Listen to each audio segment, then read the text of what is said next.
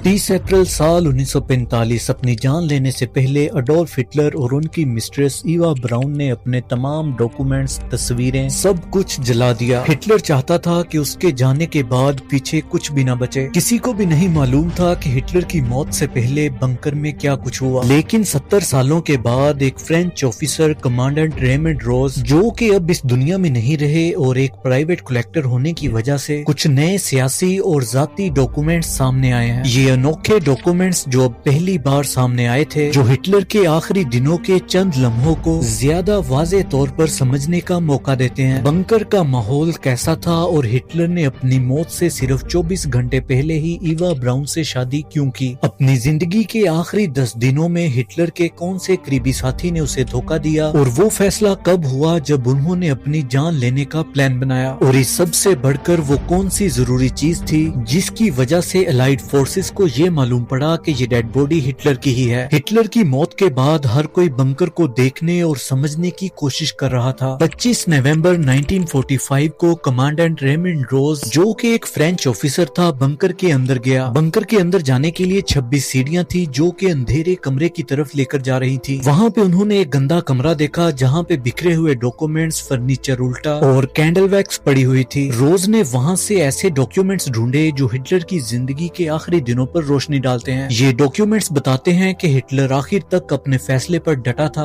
और वो अपनी मौत में भी अपनी जीत को ढूंढ रहा था। हिटलर की मौत से सिर्फ 10 दिन पहले नाजी जर्मनी का सपना, जो कि कभी दुनिया पर हुकूमत करने का देखा गया था, अब सिर्फ एक ख्वाब बन चुका था। हिटलर की एम्पायर, जो कि दुनिया की सबसे ताकतवर एम्पायर्स में से एक थी और जो कि वेस्टर्न पावर्स के गले की हड्डी बनी हुई थी, वो अपने आखिरी पल गिन रही थी। बर्लिन, जो हिटलर का ख्वाब था और ताकत का मरकज था, वो एक मलबे का ढेर बन चुका था। हर तरफ तबाही, डर और मौत का खौफ था। अलाइड फोर्सेस के बॉम्ब चारों तरफ गिर रहे थे और रेड आर्मी सिर्फ 100 किलोमीटर दूर थी। हिटलर, जो कि अपने शिकार का ही निशाना बनने वाला था, अब एक बंकर के अंधेरे में छुपा हुआ था। एक ऐसा बंकर जो कि बर्लिन में ब्रेंडनबर्ग गेट के पास था, जमीन के 7 मीटर नीचे बना था। ये कोई मामूली बंकर नहीं था, बल्कि ये एल्बर्ट स्पीर, जो कि हिटलर का पर्सनल आर्किटेक्ट था, उसके डिजाइन के हिसाब से बहुत ही मजबूत और बॉम्ब प्रूफ बनाया गया था। बनाया तो इसे 1936 में गया था, लेकिन 1943 और 1944 में अलाइड फोर्सेस के बॉम्बिंग ज्यादा खतरनाक होने के बाद और भी ज्यादा मजबूत बनाया गया। इस बंकर को जर्मन लैंग्वेज में फ्यूहा बंकर कहा जाता था। फ्यूहा मतलब लीडर, यानी कि लीडर का बंकर। यही वो बंकर था जहाँ पे पूरी दुनिया पर हुकूमत का ख्वाब देखने वाला अडोल्फ हिटलर छुपा हुआ था और यहीं पर ही इसने अपनी जिंदगी के आखिरी दिन गुजारे। बंकर का माहौल बहुत ही ज्यादा डिप्रेस्ड था। चारों तरफ खामोशी, कंक्रीट की मोटी दीवारें, ठंड और नम एटमॉस्फेयर के साथ अंधेरे का राज था। ये बंकर एक भूल भुलैया की तरह था जिसमें छोटे छोटे कॉरिडोर, जिनमें दम घुटने की फीलिंग्स आती थी। इस बंकर में हिटलर के लिए 3 कमरों की प्राइवेट स्पेस थी, जिसमें एक मीटिंग रूम जहां दिन में 2 बार रोजाना अपने मिलिट्री ऑपरेशंस के लिए मीटिंग रखता। ईवा ब्राउन, जो कि उसकी मिस्ट्रेस थी, उसके लिए एक छोटा कमरा और इन दोनों का शेयर्ड बाथरूम भी था। इस बंकर का माहौल डिप्रेशन और डर से भरा था। जमीन के अंदर होने की वजह से इसके अंदर एक मैकेनिकल वेंटिलेशन सिस्टम था जो हर वक्त शोर करता रहता था। ये शोर न सिर्फ जिस्मानी बेआरामी का बाइस था, बल्कि यहाँ रहने वालों के लिए मेंटल टॉर्चर भी था। अपने आखिरी 10 दिनों में हिटलर फिजिकली ही नहीं बल्कि मेंटली भी पूरी तरह से टूट चुका था। इसको पार्किंसन डिजीज, यानी कि हाथ कांपने वाली बीमारी भी लग चुकी थी। वो अपनी इस बीमारी को छुपाने के लिए अक्सर अपना उल्टा हाथ अपनी जेब में रखता या उसे ऐसी पोजीशन में रखता कि सामने वाले को पता न चल सके। आखिरी 10 दिनों में उसका हाथ लगातार कांपता था और उसे चलने में भी मुश्किल होती थी। डॉक्टर्स का कहना था कि आखिरी 10 दिनों में हिटलर का चेहरा इतना सफेद और थका हुआ था कि वो अपनी एज से 10 से 15 साल बड़ा लगने लगा। इन दिनों जो भी ऑफिसर्स हिटलर से मिलते, वो उसकी गिरती हुई हेल्थ कंडीशन को देखकर चौंक जाते। यहाँ तक के बंकर में मौजूद हिटलर का पर्सनल डॉक्टर थियोडोर मोरेल उसे रोजाना विटामिन और ग्लूकोज के इंजेक्शन लगाता, लेकिन ये सब हिटलर की सेहत को सुधारने के लिए काफी नहीं था। हिटलर का अपने हाथ पर से काबू खोना उसके गिरते हुए मोराल का सबसे बड़ा सबूत था। बंकर में रोजाना का रूटीन बहुत ही बोरिंग था। रोजाना सुबह एक मिलिट्री मीटिंग होती जिसमें उसके जनरल उसे बर्लिन के हालात से आगाह करते। बर्लिन से अपना कंट्रोल आहिस्ता आहिस्ता खोने की खबरें हिटलर को फ्रस्ट्रेट कर रही थी।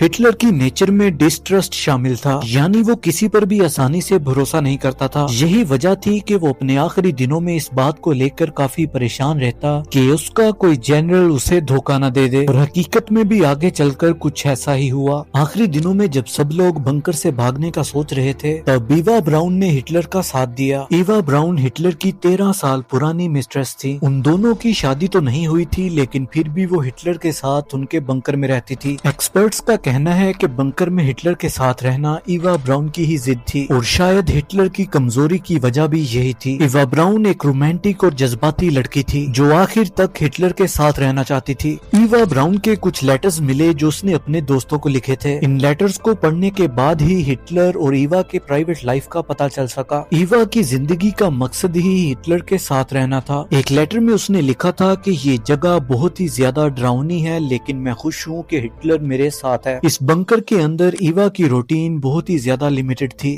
وہ اکثر اپنے کمرے میں وقت گزارتی تھی، اپنے فوٹوگرافز کو ارینج کرتی تھی اور کبھی کبھی ہٹلر کے ساتھ کافی پیتی تھی۔ لیکن ایک چیز جو اس کے خط سے سمجھ آتی ہے اور وہ یہ ہے کہ ایوا براؤن خود کو بہت اکیلا محسوس کر رہی تھی۔ یہ خط ایوا کی محبت اور وفاداری ہی نہیں دکھاتا بلکہ اس کے اندر کا ڈر اور اکیلا پن بھی دکھاتا ہے۔ بنکر کے باہر کے حالات کی بات کی جائے تو آخری 10 دنوں میں پورا برلن جنگ کا میدان بنا ہوا تھا۔ لائٹ بمبرز ہر دن اور ہر رات برلن پہ بم برسا رہے تھے۔ ریڈ آرمی یعنی کہ سوویت یونین کی ملٹری وہ چند کلومیٹر دور برلن کے بارڈر پر ہٹلر کی آرمی سے لڑ رہی تھی۔ بے شک ہٹلر کی آرمی کے پاس اس وقت برلن کو محفوظ رکھنے کے لیے 900 ٹینکس اور 5 لاکھ کے قریب جرمن سولجرز تھے، لیکن اس سب کے باوجود بھی نازی جرمنی کی فورسز پگھل رہی تھی۔ ہٹلر جس کا یہاں پہ 1000 سال تک راج کرنے کا سپنا تھا وہ اب ناکام ہوتا دکھ رہا تھا۔ برلن کے لوگ بنکرز اور چھتوں کے نیچے چھپ کر اپنی جان بچانے کی کوشش کر رہے تھے اور دوسری طرف ریڈیو پر صرف نازی پروپیگنڈا اور صرف میوزک چل رہا تھا۔ دیکھتے ہی دیکھتے ریڈ آرمی نے برلن کے آؤٹ اسکرٹس پر ہر طرف جرمن فورسز کو ہرا دیا۔ ایک جرمن سولجر نے بتایا کہ جب وہ واپس برلن آیا تو اس کو برلن شہر پہچاننا مشکل ہو رہا تھا کیونکہ ہر طرف ملبے کا ڈھیر ہی ڈھیر لگا ہوا تھا۔ یہی وہ وقت تھا جب جرمن آرمی کو ہٹلر کی لیڈرشپ کا دا اینڈ ہوتے نظر آ رہا تھا۔ ہٹلر کی موت کے کچھ دن پہلے ایک اور پروپیگنڈا انفولڈ ہوا۔ ہرمین گورنگ جو کہ نازی جرمنی ایئر فورس کا چیف تھا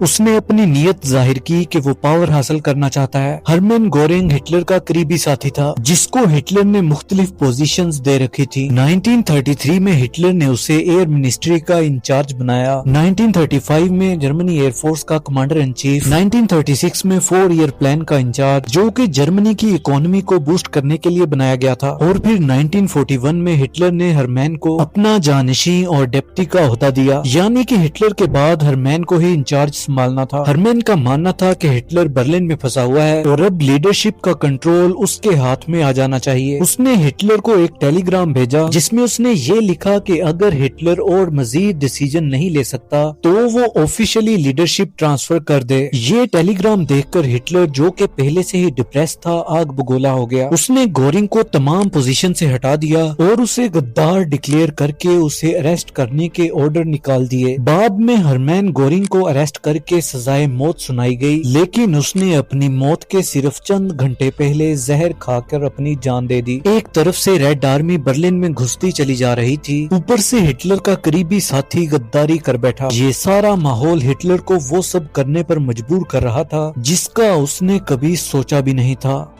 29 اپریل سال 1945 کا دن تھا۔ ہٹلر نے اپنے آس پاس کے لوگوں کو بلا کر کہا کہ اب وقت آ چکا ہے۔ رات کے 1 بجے اس نے اپنی برسوں پرانی مسٹریس ایوا براؤن سے شادی کر لی۔ یہ شادی اسی بنکر میں 2-3 آفیسرز کے سامنے ہوئی۔ شادی کرنے کے بعد اس نے اپنی سیکرٹری کو بلایا اور اسے اپنی وصیت لکھنے کو کہا جس میں اس نے لکھا تھا کہ میں اور میری بیوی ایوا ہم دونوں نے موت کو چنا ہے۔ ہمارے لیے سرنڈر کرنے کی شرمندگی سے بہتر موت ہے۔ بدقسمتی سے یہ شادی صرف 1 دن کی تھی۔ 30 اپریل سال 1945 دوپہر کے 12 بجے ہٹلر نے اپنے بلونڈی نام کے کتے کو زہر دیا اور ایوا کے ساتھ کمرے میں چلا گیا۔ اپنی شادی کے ٹھیک 24 گھنٹے کے بعد ان دونوں نے اپنی زندگی کمرے میں ختم کر لی۔ ہٹلر نے پسٹل سے اپنی جان لی جبکہ ایوا نے سائنائڈ کیپسول کھا کر موت کو گلے لگا لیا۔ بنکر کے سٹاف کو پہلے سے انسٹرکشن تھی، لہذا وہ دونوں کی باڈیز کو صحن میں لے گئے اور آگ لگا دی۔ ہٹلر اپنے پیچھے کوئی بھی نشان نہیں چھوڑ چھوڑنا چاہتا تھا۔ موت سے پہلے انہوں نے اپنے ڈاکومنٹس اور ساری تصویریں جلائیں اور آخر میں خود کو بھی جلانے کا آرڈر دیا۔ یہ سب یہ ظاہر کرتا ہے کہ ہٹلر مرتے دم تک خود کو اپنے شکار کے حوالے نہیں کرنا چاہتا تھا، یہاں تک کہ سوویت سولجرز اس کی باڈی پر قبضہ کر کے دنیا کو ٹرافی کے طور پر بھی نہ دکھا سکیں۔ اسی وجہ سے ہٹلر نے اپنی باڈی جلانے کا آرڈر دیا تھا۔ جب ریڈ آرمی بنکر میں پہنچی تو انہیں صرف جلے ہوئے ریمینز ملے اور یہ ہٹلر کے تھے، یہ کافی جانچ پڑتال کے بعد پتا چلا۔ انہوں نے ہٹلر کے دانت کے سیمپلز لیے۔